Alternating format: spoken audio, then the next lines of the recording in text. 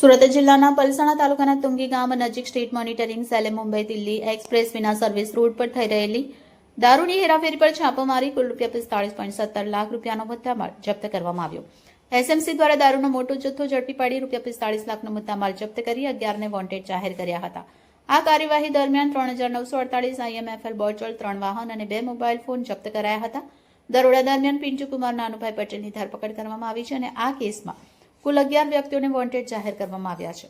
તપાસ અનુસાર મુખ્ય આરોપી મનીષ કોઠારવાડી અને તેના ભાગીદાર મિતેશ વાઘ છે. આ ઉપરાંત દારૂનો સપ્લાયર અને રેસીવર પણ વોન્ટેડ યાદીમાં છે. પલસાણા પોલીસ સ્ટેશનમાં ગુજરાત પ્રતિબંધ અધિનિયમ અને ભારતીય ન્યાય સંહિતા 2023ની વિવિધ કલમ હેઠળ ગુનો નોંધાયો છે. આ સમગ્ર દરોડાની કાર્યવાહી એસએમસીના PSI JH સિસોદિયાની આગેવાની હેઠળ કરવામાં આવી છે.